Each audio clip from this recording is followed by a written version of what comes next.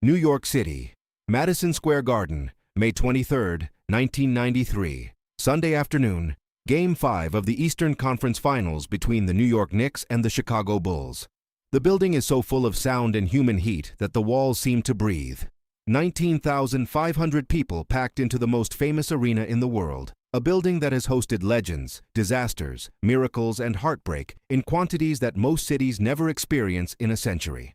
The Garden is electric in a way that no other arena can replicate, a particular kind of electricity that comes from decades of history pressing down on a single moment, from a crowd that believes with religious intensity that what happens inside these walls matters in ways that extend beyond basketball. The Bulls lead the series 3-1. One more loss and the Knicks go home. One more loss and Patrick Ewing's best chance at a championship disappears for another year, possibly forever. The crowd knows this. Ewing knows this. Every player on the floor knows this, and the knowledge makes everything sharper, more desperate, more raw.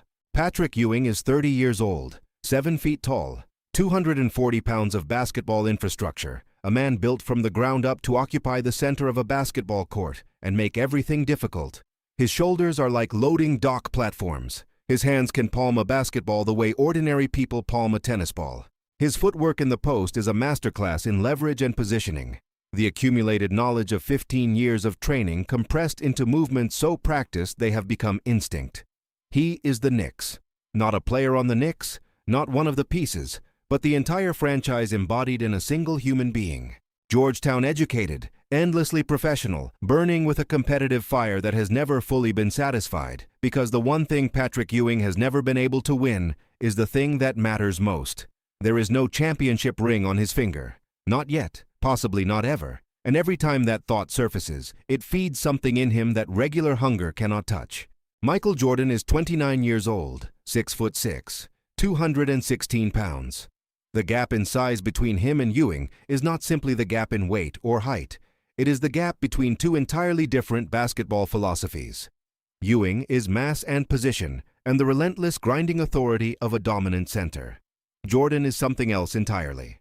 He is speed and improvisation and a competitive intelligence so refined that opposing coaches have spent years trying to design systems to contain it and failed every single time. He has won back-to-back championships. He has redefined what a basketball player can do on a basketball court.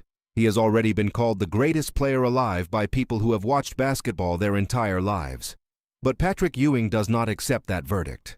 Ewing has never accepted the verdict that Michael Jordan is simply unguardable, simply untouchable, simply beyond what the Knicks can handle. It is not in his character to accept impossibility. Every game against the Bulls is a referendum on that belief, a chance to prove that the right defensive system, the right physical presence, the right combination of size and intelligence and refusal can neutralize even Michael Jordan. The Bulls have been neutralizing the Knicks for 3 games. Jordan specifically has been neutralizing the Knicks' defense with the kind of performances that make analysts reach for superlatives they have already used too many times. But Game 5 belongs to the Knicks through 3 quarters. The Garden crowd has been on its feet more than it has been in its seats. Ewing has been dominant, posting 22 points and 11 rebounds before the 4th quarter begins, using his size and positioning to establish the kind of interior presence that physically pushes the Bulls' defensive scheme into uncomfortable compromises. The 4th quarter begins with the Knicks leading by 7. It is in the 3rd minute of the 4th quarter that the moment happens. The moment that 9 years later, people who were present that afternoon will still debate the details of, reconstructing it from different angles and different distances, and arriving at slightly different conclusions about exactly what was said and exactly what it meant. The Knicks have the ball. Ewing receives it at the high post, turns, and uses a quick shoulder fake to create half a step of separation from his defender. He attacks the basket, draws contact, and finishes through it for 2 points. The Garden erupts. Ewing lands, turns, and finds himself face-to-face with Jordan at the other end of the play, both men slowing down near the half-court line as the Bulls prepare to inbound. What happens next lasts approximately 4 seconds in real time and considerably longer in the memory of everyone who witnesses it. Ewing looks at Jordan directly, not with the practiced blankness of professional sports competition, but with something more personal than that. The frustration of years, the weight of championships not won, the particular irritation of a man who has prepared everything correctly and still cannot close the distance to the thing he most wants. He gestures at Jordan's frame, at the length of his body, at the visible musculature visible even through a uniform. "You are just skin and bone out here," Ewing says, his voice low enough that only Jordan can hear it clearly, although the players nearest to them will later report the substance of the exchange. "You cannot come into my house and survive. You are not big enough." The Knicks players nearby hear it. The Bulls players nearby hear it. The officials do not hear it, or professionally choose not to. 19,500 people in Madison Square Garden cannot hear it at all, but they can feel the temperature change in the two men standing at half court. The way that certain exchanges between competitive athletes charge the air around them in ways that a crowd can sense without knowing the specific content. Jordan says nothing for a moment. He looks at Ewing with the expression that anyone who has competed against him over the years has learned to be deeply concerned by. It is not anger. It is not defensiveness. It is a very particular kind of focus, the narrowing of attention around a single point that has just become the only thing that matters in the world. Then Jordan says 4 words that Scottie Pippen, standing 6 feet away, will remember for the rest of his career. He says them quietly, without heat, without performance for anyone watching. "Show me the house." The Bulls inbound, the game resumes, the clock moves, the possessions trade back and forth, and the Knicks maintain their lead through the next 3 minutes. And Ewing continues to be dominant, and Jordan continues to operate efficiently within the Bulls' offense, getting his shots, making his reads, doing everything that makes him impossible to fully neutralize, even within a defense specifically engineered to do exactly that. But Jordan is waiting for something. Not patiently exactly, because patience implies acceptance of a timeline. Jordan is not accepting a timeline. He is hunting a specific configuration of circumstance, a specific moment in the geometry of players and ball and space, where the thing he has decided he is going to do becomes possible. It becomes possible with 4 minutes and 30 seconds remaining in the game. Horace Grant sets a screen on the right wing. Jordan uses it perfectly, curling hard toward the basket, receiving the ball from Pippen at the elbow. 2 dribbles left, and then one more explosive dribble that takes him directly into the lane and directly toward Ewing, who has positioned himself precisely where the Knicks' defensive scheme requires him to be. The last wall, the immovable object. 7 feet of muscle and positioning and championship urgency planted in the paint with both feet set, perfectly legal, absolutely solid, the kind of barrier that has stopped drives in this paint all season long. Ewing sees Jordan coming. He has been here before. He has been the last line of defense on Michael Jordan drives for 6 years. He knows the angles, knows the tendencies, knows that at this distance and this speed, most human beings will pull up or kick out, or attempt a floater that Ewing's length will alter. He sets himself. His legs absorb into the defensive stance. His arms come up, not to foul, to contest. He is exactly where he is supposed to be. The 18,500 people who have a view of what happens next will spend years trying to describe it accurately and mostly failing, because the truthful description sounds like something that language was not designed to contain.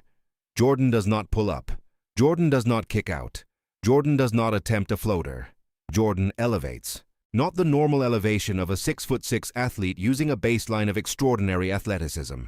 Something beyond that. Something that sends 2 or 3 people in the lower bowl to their feet before the dunk actually happens, because their visual cortex registers the trajectory of his body and concludes what is about to occur before it occurs. The elevation carries him above the level where Ewing's arms are extended for the contest. It carries him to a height where the rim of the basket is at shoulder level, where the downward angle of his arm toward the basket is so severe that what follows is not a finesse dunk, not an and-one layup dressed up as something dramatic, but a statement, a document, an answer in the only language that the interior of Madison Square Garden, in this moment, in this series, in this rivalry, can fully understand. The ball goes through the rim with a force that the backboard transfers down through the stanchion and into the court floor, and probably, although this cannot be verified, through the floor itself and into the bedrock of Manhattan below. The sound the crowd makes in response is not a roar. A roar is something that builds from enthusiasm. What the Garden makes in this moment is instantaneous and total. 19,500 simultaneous recognitions of something that should not have been physically possible pressing through the air all at once. Ewing is on his feet on the floor. He did not fall from contact. There was no foul, no collision, no body check. He is standing exactly where he was standing when he set himself to contest the drive. But the expression on his face is something that his teammates, his coaches, and the journalists who cover the Knicks have never seen on him before. Not in wins, not in losses, not in the worst playoff elimination moments. It is the expression of a man who has encountered something outside the boundaries of the model he has built of how the world works, and who is, for the first time in a very long time, genuinely uncertain how to recalibrate. Jordan lands directly in front of him. Not behind him, not past him, not to the side. Directly in front. Close enough that the two men are once again at the distance they were at half court 4 minutes and 30 seconds ago when Ewing said what he said. Except that everything is different now. Everything in the building is different. The sound is different. The air is different. The 7-point Knicks lead is different, now 5, and the momentum inside the building has shifted in a way that 7-point leads cannot simply absorb. Jordan looks at Ewing for a moment. Just a moment. He does not say anything. He does not need to say anything. The architecture of the play has said everything. He turns and runs back down the court for the Knicks inbound.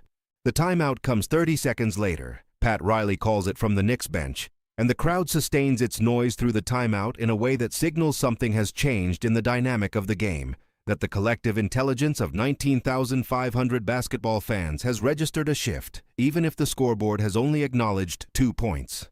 In the Bulls huddle, Pippen leans toward Jordan. What was that? He means the dunk, the height, the decision to take a direct confrontation with Ewing at full speed when every basketball instinct and every defensive scheme in the league says that the correct decision is a pull-up or a kick-out. Jordan looks at him with the same expression he had at half court, the narrowed focus that has nothing left in it except the specific thing it has decided to pursue. He said I was too small, Jordan says simply. I needed him to understand the mistake. Phil Jackson says nothing about the exchange. He writes a play on his whiteboard and speaks about the next 4 minutes of basketball. But he heard what Jordan said, and years later in his memoir, he will note that he recognized in that moment, as he had recognized in several other moments across 3 seasons, the particular quality in Michael Jordan that separated him not just from other basketball players, but from most competitors in any field. It was not his athleticism, extraordinary as that was. It was his relationship to motivation. Most athletes perform despite adversity, or despite doubt, or despite external challenges. Jordan performed because of them. The doubt became fuel. The challenge became the specific energy that unlocked something in him that was already superhuman and upgraded it further. Ewing spends the rest of the fourth quarter playing some of the most determined basketball of his career. He scores 8 more points in the final 4 minutes. He forces 2 difficult shots from Jordan that do not fall. He plays with the kind of intensity that his coaches have been trying to sustain from him all season, the kind that only emerges when his competitive soul has been genuinely provoked rather than professionally engaged. It is not enough. The Bulls win Game 5 by 3 points. Michael Jordan finishes with 37 points, 11 assists, and the dunk that the Garden will talk about for the next decade. The series ends the following game in Chicago. Patrick Ewing never publicly discusses what was said at half court. When reporters ask about the Jordan dunk specifically, his answers are brief and professional. It was a great play. He got position and elevated. That is basketball. He practices, he prepares. He does not explain losses by talking about individual moments. But his assistant coaches, who know him better than the press does, notice something in the days after the series ends. They notice it in the film sessions, in the way Ewing watches the play from Game 5 again and again, not with anger, not with the resentment that a lesser competitor might carry, but with the focused attention of a scientist who has encountered data that requires explanation. He is not watching himself be humiliated. He is trying to understand what he saw, to integrate it into his knowledge of the game, to find the adjustment that would be required if he ever faces that configuration again. He never talks about what Ewing said to Jordan at half court, but his longtime teammate Charles Oakley, who heard the exchange clearly, who was standing close enough to have repeated it verbatim in interviews if he had wanted to, remembers it simply. He remembers that Ewing said something he believed was true, something that was supported by every piece of basketball logic and physical evidence available. He remembers that Jordan heard it, processed it in whatever way Michael Jordan processes things, and then went and did what he did. Was there a connection? Oakley says years later, in the particular comfortable way of a man who has had decades to think about it, and has arrived at a clear conclusion. Of course there was a connection. Michael Jordan does not need extra motivation. He is motivated beyond anything normal human beings can comprehend. But the right challenge from the right person at the right moment does not give him more motivation. It gives him direction. It tells him exactly where to point what is already inside him. The dunk they are talking about is out there. You can find it in the archives, in the highlight reels, in the reconstruction videos that younger fans make decades later, when the Jordan mythology has become so large that separating the real from the embellished requires careful archaeology. The play itself is real. The height is real. Ewing's expression is real. 19,500 witnesses across 6 decades of combined basketball watching experience are real. Whether those exact words were spoken at half court, whether the connection between the provocation and the response is as direct as the people who were there believe it to be, all of that exists in the uncertain space between documented history and the stories that people who were present carry in their bodies long after the day has ended. What is not uncertain is what the Garden felt in the 3 seconds after the ball went through the rim. What is not uncertain is that 18 years of Ewing wanting a championship and Jordan having won had compressed themselves into a single play. A single vertical moment, a single answer to a question that had been posed at half court and needed a response that words could not adequately provide. Ewing retired in 2002 without a championship ring. Jordan retired with 6. The rivalry between the Knicks and the Bulls across the early 1990s became one of the defining narratives of that era of basketball. The style collision between New York's physical grinding possession defense and Chicago's flowing triangle offense, between Ewing's controlled interior dominance and Jordan's borderless offensive genius.